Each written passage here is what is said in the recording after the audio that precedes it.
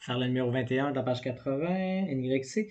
On vous dit cette fonction d'onde-là, dans le fond, on veut trouver la longueur d'onde, on veut trouver la phase, la constante de phase, on veut trouver la période, l'amplitude, la vitesse de l'onde et la vitesse d'une particule sur l'onde à la position X.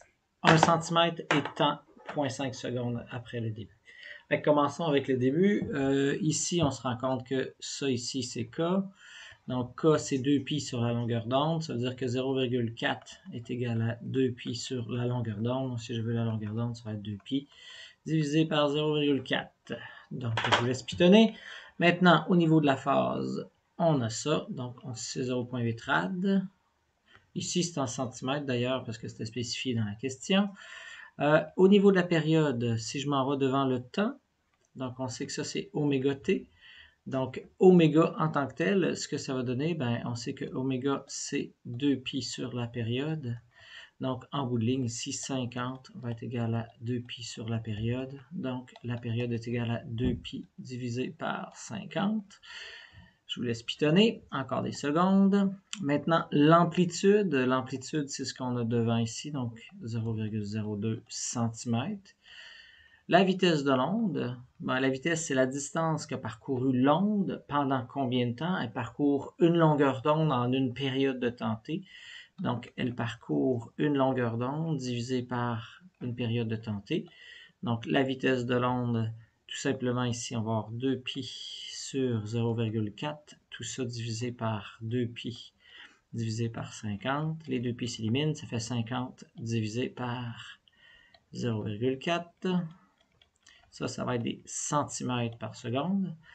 Bon, maintenant, on va trouver la vitesse d'une particule. La vitesse d'une particule à x quelque chose. Donc, pour faire ça, il faut dériver. Quand je vais dériver ça, cette équation-là, dans le fond, si j'écris l'équation comme ça, j'ai y, ici j'ai x et non le temps t. Donc, j'ai une fonction. Ce que je sais, c'est que la particule qui est ici va monter, puis descendre, puis monter, puis descendre. Donc, ici, ce que je veux faire, c'est trouver la vitesse de la particule en un temps donné, à un x donné ici, comme ça. Donc, en un temps et en un x. Donc, il va falloir que je dérive cette fonction, mais par rapport au temps t, si je veux une vitesse de cet endroit-là y. Donc, je vais faire la dérivée. Dans le fond, on va faire la dérivée partielle de y par rapport au temps t. Et pour ça, ben, on va avoir 0,02. Le signe devient cosinus. Donc, je vais écrire cosinus de tout ce qu'il y a à l'intérieur de la parenthèse. Et quand je vais dériver, dans le fond, c'est la dérivée partielle. Donc, en laissant x comme étant égal à une constante. Si ça, c'est une constante, ça disparaît. Si ça, c'est une constante, ça disparaît. Puis quand je dérive par rapport au temps t, il y a 50 qui va sortir. Ici, c'est oméga. Donc, ici, je peux réécrire le reste. 0,4 fois, en fin de compte, x plus 50 fois t et plus 0,8. Donc, je me rends compte que je vais être capable de déterminer la vitesse de la particule. En écrivant ça, je me disais, c'est vrai, j'ai pas parlé du sens de ça. Remarquez qu'on avait un plus ici, ça veut dire que l'onde se déplace dans cette direction, c'est-à-dire vers les x négatifs, à propos, là, vers les x négatifs. Ça, c'est la vitesse de l'onde. Pour ce qui est de ça, ben, on va faire, puis on va voir. Si j'obtiens un plus ou un moins, ben, si j'obtiens un plus, ça veut dire que la vitesse s'en va dans cette direction-là. Si j'obtiens un moins, ça veut dire que la vitesse de la particule descend au lieu de monter. Parce que là, on fait la dérivée de y par rapport au temps t, donc de cette position y.